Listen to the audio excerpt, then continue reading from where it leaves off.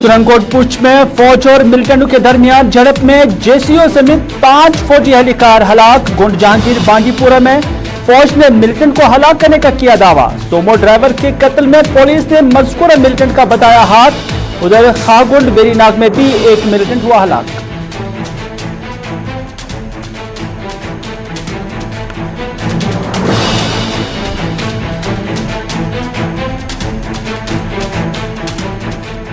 सख्त गियर पॉलिसियों के बावजूद सरकार अवाम को तहफ़्फ़ुज़ देने में नाकाम। वाजपेयी की पॉलिसी अपनाने तक कश्मीर के हालात नहीं होंगे ठीक। अवाम और जवान के खून पर भारतीय जनता पार्टी कर रही है सियासत। किश्तवाड़ में अवामी जलसे के दौरान महबूबा मुफ्ती ने लगाया इल्जाम।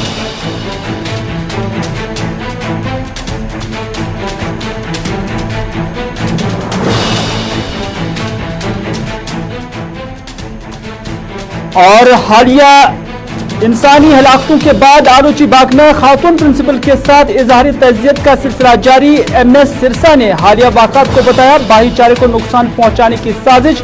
हाजुरा ने सरकार के दावों को बताया हकीकत से बई।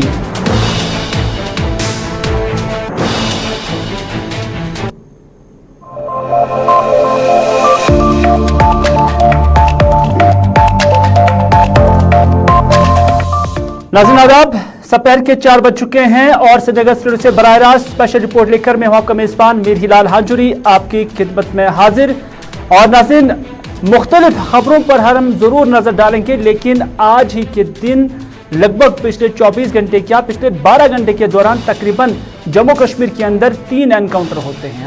हालांकि एक तरफ सरकार बार बार ये कहती आई है कि हालात ठीक करने की कोशिश की जा रही है, लेकिन दूसरी जानिब हम देख रहे हैं कि मिलिटेंट से भी इस कदर है कि 3 जगहों पर एनकाउंटर जारी थे, लेकिन जिसमें से 2 अभी तक खत्म हो गए, लेकिन एक एनकाउंटर अभी भी बताया जा रहा है जारी है। यह चमरेल सरनकोट पुंछ का इलाका है, जहां पर फौज को इतला मिली थी कि यहां पर कुछ मिलिटेंटों की आवाजाही है, और उसके बाद यही बताया गया कि 2 से लेकर 4 मिलिटेंट यहां पर हो सकते हैं। फौज ने पूरे इलाके को अपने मुहासरे में ले लिया, लेकिन यहां बाद में पता चला कि यहां मिलिटेंटों की कार्रवाई में 5 फौजी एहलकार जान बहक हो गए हैं, और इन 5 एहलकारों में एक जेसीओ भी शामिल है। आज सुबह ही एनकाउंटर यहां पर शुरू हुआ था, जो आखिरी इत्तला मिलने तक अभी तक जारी था। यह हम आपको खबर बता रहे हैं पुंछ की, क्योंकि इस इलाके में कश्मीर के मुकाबले में अगरचे बहुत कम एनकाउंटर्स हुआ करते थे, लेकिन आज के डेट में देखा जा रहा है कि यहां पर भी अब इस तरह की एक्टिविटीज शुरू हो चुकी हैं। हम आपको सीधे ले चलते हैं पुंछ, जहां से हमारे साथी जमशीद मलिक इस वक्त है। जमशीद से हम जानने की कोशिश करेंगे कि क्या एनकाउंटर अभी भी जारी है, और इस तरह पूरे इलाके में इस वक्त हालात कैसे हैं?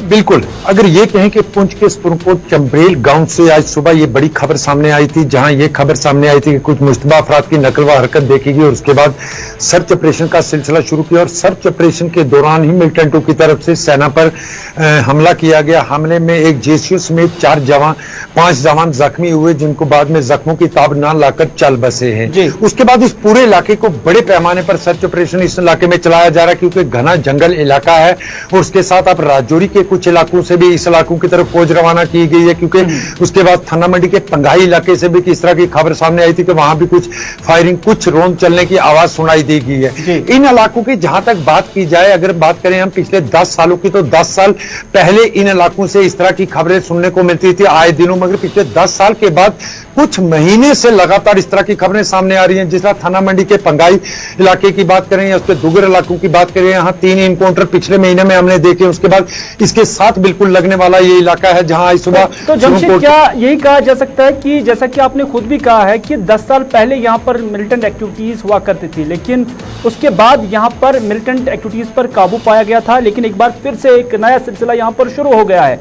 तो आज जो ये एक्टिविटीज यहां पर देखी जा रही, क्या फौज या पुलिस की जानब से इस हवाले से कोई इत्तला या कोई तस्दीक हो पाई है कि क्या ये इन्फिल्ट्रेशन बिड थी, या इन्फिल्ट्रेशन के साथ इस एक्टिविटी को मुंसलिक किया जाता है, या कि फिर ऑलरेडी यहां पर इनकी एग्जिस्टेंस थी? फिलहाल बिल्कुल अगर दरअंदाजी की भी हम बात करें तो दरअंदाजी की कोशिशों में भी काफी इजाफा देखने को मिला। इजाफे के साथ दरअंदाजी हुई भी है, क्योंकि ये लोग अगर यहां तक पहुंचे इसका मतलब दरअंदाजी हुई है, लाइन ऑफ कंट्रोल क्रॉस करके आए हैं। क्योंकि जिस तरह मैं बता रहा हूं कि दोनों ममालिक के दरमियान सीज फायर माहिदे के बाद लाइन ऑफ कंट्रोल पर दरअंदाजी की कोशिशों में काफी इजाफा देखने को मिला। उसके बाद एक नौशहरा में दरअंदाजी के दौरान इनकाउंटर होता है, फिर सुंदरबनी में एक इनकाउंटर होता है, उसके बाद 3 इनकाउंटर थाना मंडी में होते हैं, रात इनकाउंटर पुंछ के साथ होने वाले डिस्ट्रिक्ट पुंछ में बिल्कुल थाना मंडी के साथ लगने वाले इलाके में इनकाउंटर होता है। मगर इससे यह लग रहा है कि इन इलाकों में दोबारा मिलिटेंसी एक्टिव हो रही है, क्योंकि यही वो इलाके हैं जहां पिछले कुछ दिनों से लगातार इनकाउंटर की बातें सामने आ रही है। बिल्कुल साथ लगने वाले इलाके हैं, बिल्कुल एक साथ जंगल वाला इलाका है। इससे यह लग रहा है जैसे अगर बात करें इन इलाकों की तो इन इलाकों में दरअंदाजी ही एक वाहिद रास्ता होता है कि यहां तक पहुंचने का। आज जो एनकाउंटर चल रहा है, क्या इस हवाले से भी कोई इतला मिली है कि यह दरअंदाजी का वाक़ा है या कि पहले से यहां पर ये मिलिटेंट मौजूद थे? फिलहाल अभी तक इस तरह की कोई तस्दीक नहीं की गई है, मगर पहले सेना की तरफ से जरा फौज के तर्जमान की तरफ से पहले यह खबर सामने रखी गई थी कि इस एनकाउंटर में 5 जवान शदीद जख्मी और बाद में यह खबर सामने है कि 5 के 5 अजजां हुए हैं। और उसके बाद इस इलाके की अगर बात करें, लगातार जिस तरह पिछले कुछ दिनों से मैं बता भी रहा हूं कि दरअंदाजी की कोशिशों में इजाफा भी हुआ और बार बार यह कहा जा रहा है कि उस तरफ से दरअंदाजी की कोशिशें हो रही हैं। कई कोशिशों को नाकाम बताने की बात भी सामने रखी जाती है, मगर लगातार जिस तरह यहां इन इलाकों की अगर बात करें तो इन इलाकों में यहां अगर मिलिटेंट पहुंचा तो वो दरअंदाजी ही हुई है। मगर बड़ा सवाल यही बार बार उठ रहा है कि इससे आगे मिलिटेंट आगे जाने के बजाय यहीं पे हमले करने अब शुरू कर चुके हैं। क्योंकि जो थाना मंडी में एनकाउंटर हुआ था जिसमें 3 मिलिटेंटों के बारे में इतला थी और 2 मिलिटेंटों को पहले मार गिराया गया, तो तीसरा मिलिटेंट जो तकरीबन 1 हफ्ते के बाद थोड़ी सी दूरी पर भी उसके साथ एनकाउंटर हुआ, जहां एक जेसीओ जहां हुआ था उसके बाद उस मिलिटेंट को भी मार गिराया गया। कहीं ना कहीं ये कह सकते हैं कि जो मिलिटेंसी अभी तक कश्मीर के अंदर सीमित थी, अब जम्मू सूबे के इस इलाके में भी वो अब जो अपना दायरा है वो बढ़ा रहे हैं। क्योंकि जैसा कि आपने खुद भी कहा कि 10 साल के बाद तकरीबन या एक डेकेड के बाद यहां पर इस तरह की एक्टिविटीज शुरू हो गई है। लेकिन फौज और उसके साथ साथ जम्मू कश्मीर पुलिस हो या सरकार हो, उनका मानना है कि वो मिलिटेंसी को खत्म करने के लिए पूरी कोशिश कर रहे हैं। जमशीद, आपका बहुत बहुत शुक्रिया इस एनकाउंटर के हवाले से जो तफसीलात है वो हम तक और हमारे नाज़रीन तक पहुंचाने के लिए। लेकिन कहीं ना कहीं जो मिलिटेंसी आज तक कश्मीर के अंदर ही सीमित थी, अब उसका दायरा कहीं ना कहीं बढ़ रहा है। और यही वजह है कि मुख्तलिफ पॉलिटिकल लीडर्स जो है वो सरकार को हद पे तनकीद का निशाना बना रहे हैं और उनसे ये कहते हैं कि अगर आपने 370 हटाए जाने के बाद ये कहा था कि जम्मू कश्मीर के अंदर मिलिटेंसी को काबू करने में या खत्म करने में काफी मदद मिलेगी, तो फिर क्या वजह है कि 370 हटाए जाने के बाद ये मिलिटेंसी का दायरा कश्मीर के बाद अब जम्मू सूबे के पुंछ राजौरी इलाके में एक बार फिर से बढ़ गया है। खबर सुरंगकोट की खबर जो कि चमरेल इलाका था, लेकिन हम आपको गुंड जहांगीर हाजन का एनकाउंटर जो है उस हवाले से भी तफसीलात पहुंचाएंगे। दरअसल अलग सुबह ही आज यहां पर एक और मिलिटेंट को हलाक करने का फौज ने दावा किया है और इस मिलिटेंट की शनाख्त इम्तियाज अहमद डार साकिन शाहगुंड हाजन के बतौर की गई है। और पुलिस ने दावा किया है एक ट्वीट के जरिए कि मज़कूरा मिलिटेंट जो है ये टीआरएफ जो कि एलईटी के साथ ही वाबस्ता है, उनका मानना है कि इस मिलिटेंट की वाबस्तगी इसी टीआरएफ के साथ था। और बांडीपोरा के अंदर जो हाल ही में एक सोमो ड्राइवर की हलाकत हुई है, एक आम शहरी की हलाकत हुई है, इस मिलिटेंट का हाथ उसके कत्ल में था। और इस तरह से पुलिस का यह दावा है कि जिस शख्स ने या जिस मिलिटेंट ने उस आम शहरी को हलाक किया था, आज पुलिस ने उससे भी जो है यहां पर जामबाग किया है।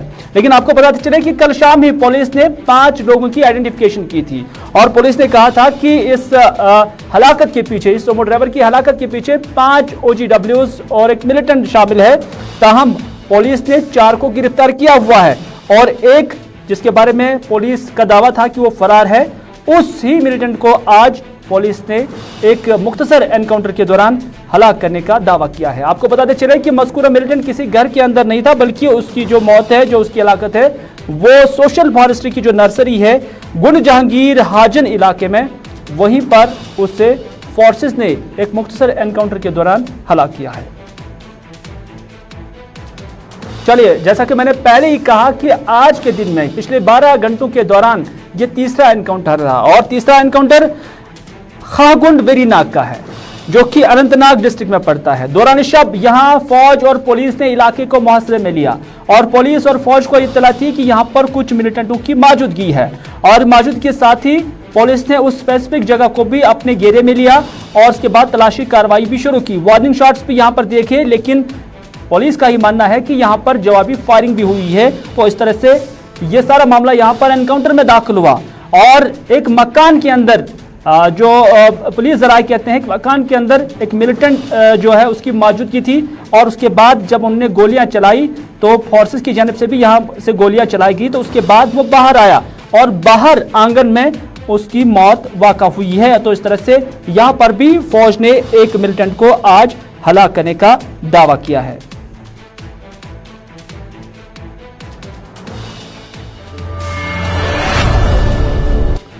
चलिए नाज़रीन, हालात जम्मू कश्मीर के अंदर और वाक़ात जो हम आप तक स्पेशल रिपोर्ट के जरिए या गुलिस्तान की मुख्तलिफ नशरियात के जरिए वक्तन फ़वक्तन और हर वक्त पहुंचाते रहते हैं, लेकिन सियासी लीडरान भी इस सारी सूरत हाल को देख रहे हैं।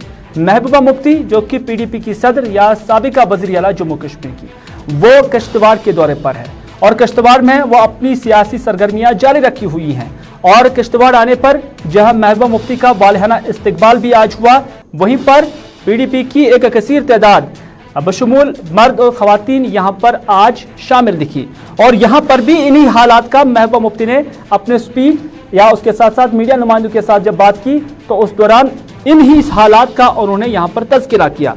महबूबा मुफ्ती ने हालिया वाक़ात और उसके साथ साथ जो एनकाउंटर्स हुए हैं उसका भी यहां पर जिक्र किया और खासतौर पर महबूबा मुफ्ती ने यह भी कहा कि जम्मू कश्मीर के अंदर पकड़ दखड़ और गिरफ्तारियों के बावजूद सरकार अवाम को तहफ़्फ़ुज़ देने में नाकाम रही है और अवाम भी परेशान है। ये महबूबा मुफ्ती ने यहाँ पर सरकार को हद तनकीद बनाया और सरकार पर इल्जामात लगाए और महबूबा मुफ्ती ने यह भी कहा कि वाजपेयी ने, यानी अटल बिहारी वाजपेयी जब वज़ीर आज़म थे तो उन्होंने एक स्टेट्समैन की तरह फैसले लिए थे, बातचीत अंदरूनी और खारजी स्तर पर शुरू की थी, यानी जम्मू कश्मीर के लोगों के साथ भी बातचीत की थी और पाकिस्तान के साथ भी बातचीत की थी और उस बातचीत का नतीजा था कि दोनों मुल्कों के दरमियान, न सिर्फ दोनों मुल्कों के दरमियान बल्कि इस खत्ते के दरमियान माहौल मौजून बन गया था और उनका यह भी कहना है कि जब तक न बातचीत और रिकंसिलिएशन शुरू की जाएगी तब तक हालात जम्मू कश्मीर के अंदर ठीक नहीं हो जाएंगे। ये महबूबा मुफ्ती ने यहां पर कहा है। साथ ही साथ उन्होंने यह भी कहा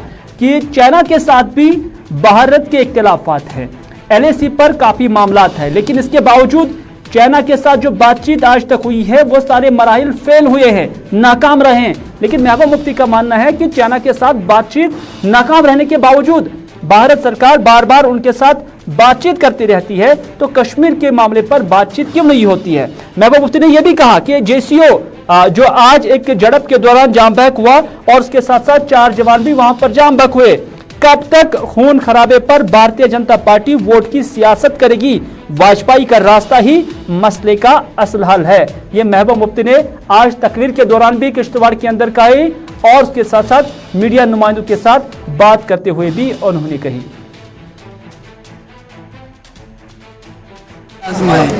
अभी जितनी जम्मू कश्मीर में बिलखसूस कश्मीर में सख्ती की जा रही है, अभी जो हमारे माइनॉरिटीज़ के लोग मारे गए उसके बाद कोई 40 टीचर्स को पकड़ा गया है, उसके अलावा कोई 700 लोगों को गिरफ्तार किया गया है। यानी ये पकड़ दकड़ और ये इतनी सख्ती के बावजूद भी हम लोगों को सिक्योर नहीं कर रहे हैं, लोगों की हिफाजत नहीं कर पा रहे हैं। कि चाइना ने हमारे 21 लोग मार दिए, उन्होंने हमारी जमीन पे कब्जा किया है, कल उनके साथ तीसरा राउंड भी टॉक्स हो गए, वो भी फेल हो गया, मगर बातचीत चालू है उसके बावजूद। तो मैं समझती हूँ कि यहाँ भी हमें बातचीत के दरवाजे बंद नहीं करने चाहिए।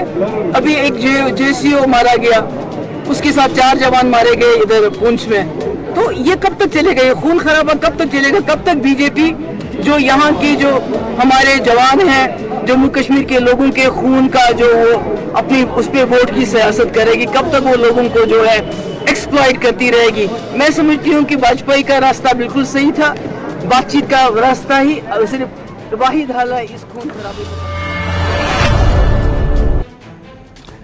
नाज़रीन, नेशनल कॉन्फ्रेंस के सूबाई सदर जम्मू देवेंद्र सिंह राणा ने जहां कल ही नेशनल कॉन्फ्रेंस का दामन छोड़ दिया, वहीं पर आज उन्हें दिल्ली के अंदर भारतीय जनता पार्टी का दामन थाम लिया।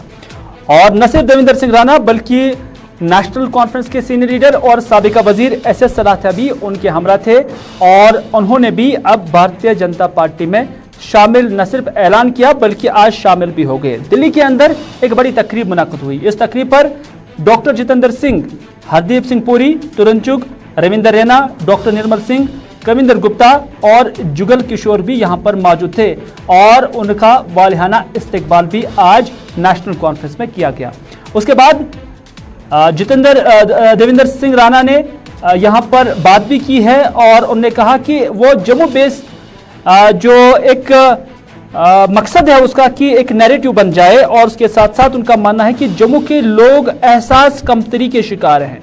बीजेपी ने मेरी तजवीज़ पर लब्बैक किया क्योंकि देवेंद्र सिंह राणा का मानना है कि इस कॉन्सेप्ट को उन्होंने मुख्तलिफ पार्टियों के साथ शेयर किया, लेकिन भारतीय जनता पार्टी ने उनकी इस तजवीज़ का लब्बैक किया और उसके बाद जम्मू डिक्लेरेशन के तहत ही इंक्लूसिव सरकार जम्मू कश्मीर के अंदर बनाने के लिए या काम करने के लिए उन्होंने अब अपने मिशन की शुरुआत की है। मैं ये समझता हूं कि वक्त आ गया है कि जम्मू की एक आवाज होनी चाहिए। Jammu too should have a narrative for Jammu and Kashmir. Jammu also has the right to have a narrative for Jammu and Kashmir, a political narrative. After all, the state was carved out by the Dogras. Maharaja Gulab Singh carved out the state. And it was General Zorawar Singh, a Dogra again, who took the boundaries up to Tibet. And the Jammu and Kashmir was carved out by the Dogras, and there are sacrifices of the Dogras. Dogras also must have a narrative, a political narrative on Jammu and Kashmir. It will be our endeavor and effort under the leadership of the Bharatiya Janata Party, Prime Minister Modi Sahab, Amit Shah Sahab, and all the political elite of the party to work to create a narrative and a place for Jammu, in Jammu and Kashmir and in the country, and to strengthen the secular ethos. There are people who want to weaken the ethos of Jammu and Kashmir. There are some people who are the perpetrators of the Dixon Plan.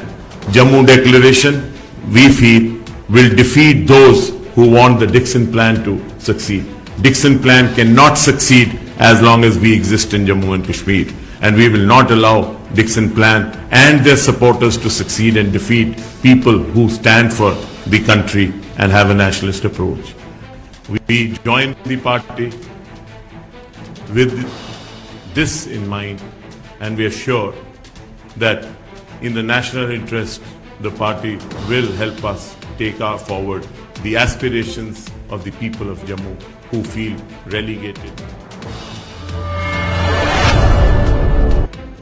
नाज़रीन, हालिया हलाकतों और हमलों की शिकार बनी खातून principal जिसका ताल्लुक एक सिख कम्युनिटी से था, आज उनके लवाहिकीन के साथ ताज़ियत पुरसी का जो सिलसिला है वो लगातार जारी है। मुख्तलिफ कम्युनिटीज़ से वाबस्ता या मुख्तलिफ तबका हाई फ़िक्र के साथ वाबस्ता लोग उनके घर जाते हैं और उसके साथ साथ जो उनके लवाहिकीन हैं उनके साथ इजहारी ताज़ियत करते हैं, इजहारी यकजहती करते हैं। और इस सिलसिले में आज गुलाम नबी लोन हांजुरा जो कि साबिक़ा वज़ीर और PDP के जनरल सेक्रेटरी हैं, वो भी आज आलूची बाग गए और वहाँ पर खातून प्रिंसिपल के लवाहिकीन के साथ इजहारी ताज़ियत की। लेकिन उसके बाद मीडिया नुमाइंदों के साथ भी गुलाम नबी लोन हांजुरा ने बात की और कहा कि सरकार ने 370 के बाद यानी 370 हटाए जाने के बाद अमन का दावा किया था। ये हमले उन दावों के बरक्स है। सरकार और सिक्योरिटी का मुकम्मल फेलियर है। लोगों में अब डर सा बैठ गया है। जिस तरह के भी लोग यहाँ पर रह रहे हैं वो अब अदम तहफ़्फ़ुज़ के शिकार हो गए हैं, गुलाम नबी लोन हांजुरा का मानना है। उनका यह भी कहना है कि 90 के बाद पहली बार ऐसी सूरत हाल जम्मू कश्मीर के अंदर बन रही है और यहाँ पर मुसलमान यहाँ की अक़लियतों के साथ हमेशा से ही काम करते आए हैं और आगे भी करते रहेंगे। कुछ नहीं हुआ है, बल्कि लोगों को यहाँ मारा जा रहा है। रोज यहाँ एक दो लोगों को, बेगुनाह लोगों को मारा जा रहा है। मुझे लगता है कि ये टोटली फेलियर है तो इसका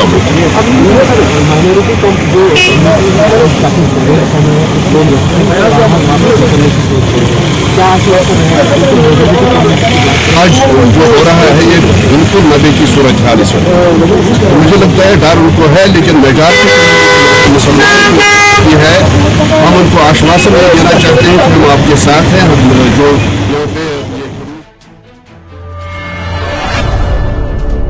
इधर मारूफ सिख लीडर MS सिरसा भी आज आलूचीबाग गए और वहां पर जो लवाहकीन है उनके साथ ताज़ियत पुरसे की, उनके साथ इजहार यकजहती की। और उसके बाद जब उन्होंने मीडिया नुमाइंदों के साथ बात की तो मारूफ सिख लीडर MS सिरसा ने कहा कि यहाँ के भाईचारे को नुकसान पहुंचाने की कोशिश की गई है ऐसे हमले करके। और उन्होंने कहा कि एक अलार्मिंग भी है और एक मेजॉरिटी जो सेक्शन है उसको बदनाम करने की एक कोशिश भी है, लेकिन इस कोशिश का हमेशा या इस साजिश का हमेशा मुकाबला करना होगा। और उन्होंने ये भी कहा कि यहाँ के मकामी मुसलमानों ने हमेशा से ही यहाँ की अक़लियतों को तहफ़्फ़ुज़ दिया है और उन्हें यकीन है कि आगे भी वो यहाँ की अक़लियतों को तहफ़्फ़ुज़ देंगे। और साथ ही साथ उन्होंने ये भी कहा कि सरकार एक तरफ, लेकिन यहाँ की आवाम ने जिस तरह से यहाँ के भाईचारे को हमेशा मजबूत से मजबूत तर बनाया है, आगे भी उसको मजबूत रखने की जो है वो ज़रूरत है। मिनोरिटी कम्युनिटी उनका लंबे समय से आपसी जो एक भाईचारा था उसको तोड़ने की अब कोशिश की जा रही है। सुपिंदर कौर का जो टारगेट किलिंग है ये अलार्मिंग भी है और ये एक तरह से यहाँ के लोगों को एक संदेश देने के लिए किया गया है। जो लोग इस मानसिकता के पीछे हैं हमने उनसे हारना नहीं है, उनके मंसूबों को पूरा नहीं होने देना। वो जो अपनी मंशा लेकर यहाँ पर ये टारगेट किलिंग की है वो ये मंशा है कि माइनॉरिटीज को दहशत में लाकर यहाँ से हटाया जाए, भगाया जाए। लेकिन मेजॉरिटी कम्युनिटी जो है यहाँ की उसका हमेशा से ही इन लोगों के साथ बहुत निकटता रही है, एकजुटता रही है। हम आज उनसे ये अपील भी करते हैं कि यहाँ की मिनोरिटी जो है उसकी सुरक्षा की जिम्मेवारी सरकार से ज़्यादा यहाँ की मेजॉरिटी कम्युनिटी की है। हम आपको ये बात जरूर कह सकते हैं कि हमारे सामने अगर ऐसी सिचुएशन आई होती जिसमें हमारी मौजूदगी के अंदर किसी और को मारने की बात कही होती, हम अपनी जान दे देते, पर हम किसी भी सूरत में उसकी जान ना जाने देते। ये बात हम आपको दावे से कह सकते हैं, पर आज कह नहीं सकते वक्त। नाज़रीन, हाल ही में लखीमपुर यूपी के अंदर जो एक वाक़ा पेश आया जिसमें 4 जो किसान हैं जो प्रदर्शन कर रहे थे, जो एहतजाज कर रहे थे, और वो जीप के नीचे आ गए और उस पर जो इल्ज़ाम है वो अजय मिश्रा जो कि MOS होम है उसके बेटे पर लगाया गया है। और उसके बाद कांग्रेस की जानब से मुल्क के अंदर अलग अलग जगहों पर एहतजाजी मुजाहरे हो रहे हैं और ऐसा ही मुजाहरा आज श्रीनगर के अंदर भी पार्टी हेडक्वार्टर पर कांग्रेस की जानब से किया गया। और यहाँ पर कांग्रेस के जनरल सेक्रेटरी सुरेंद्र सिंह चन्नी यहाँ इस एहतजाज की लीड कर रहे थे। और इस मौके पर उन्होंने कहा कि जो यूपी है, यूपी के अंदर जिस तरह से किसानों का कत्ल किया गया है उसकी शिफाफ और गैर जानबदाराना तरीके से तहकीकात होनी चाहिए। लेकिन तहकीकात से पहले ही उन्होंने MOS होम अजय मिश्रा को इस्तीफा देने का भी मुतालबा किया। और उन्होंने कहा कि सरकार, न सिर्फ यूपी सरकार बल्कि मरकजी सरकार भी अजय मिश्रा और उसके बेटे को बचाने की कोशिश में लगे हैं।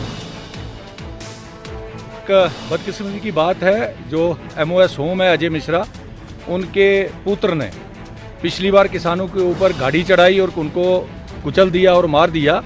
और कांग्रेस पूरे ऑल इंडिया में हर हेडक्वार्टर पे उन्होंने एक प्रोटेस्ट के माध्यम से अजय मिश्रा का रिज़ाइन मांग रहे हैं हम, क्योंकि पहले उन्होंने ये बात बोली थी कि मेरा जो लड़का था वो उस गाड़ी में नहीं था और ये साबित हो गया कि उसका लड़का जो था वो गाड़ी वही चला रहा था, उसी ने उनको गाड़ी के नीचे रौंदा।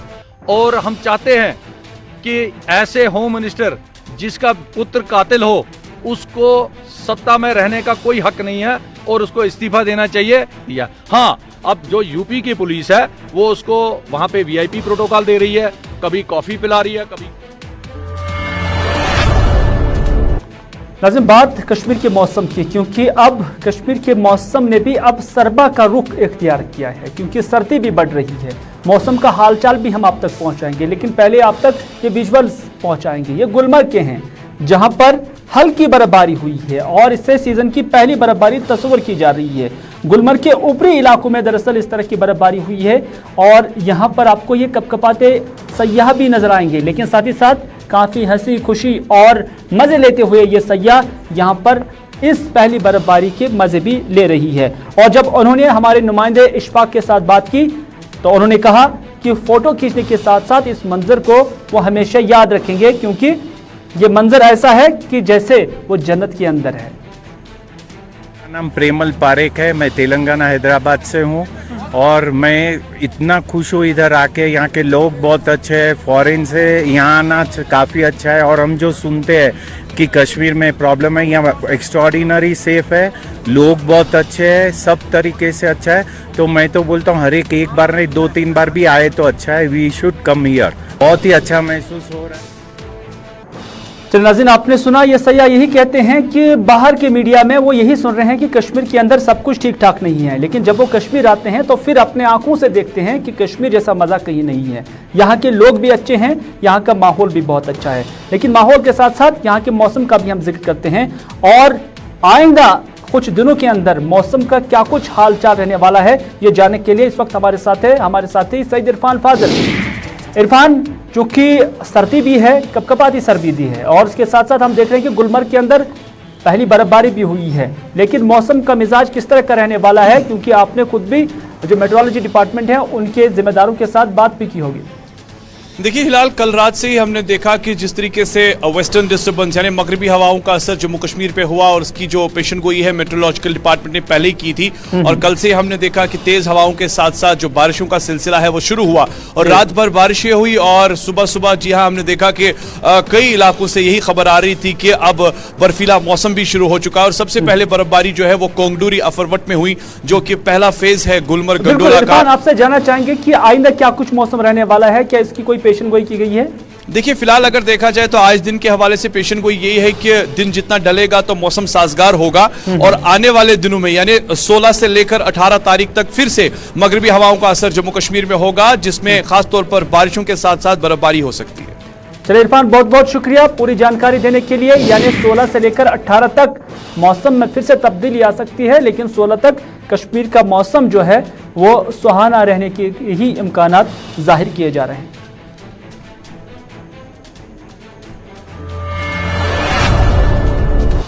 तो नाज़रीन, ये था आज का स्पेशल रिपोर्ट। इसी के साथ दीजिए अपने मेजबान मीर हिलाल हाजिरी को आज का स्पेशल रिपोर्ट यहीं पर इख्तिताम करने की इजाजत। इस वादे के साथ कि अगर जिंदगी रही तो आपसे फिर होगी मुलाकात। तब तक के लिए खुदा हाफिज, फी अमान अल्लाह।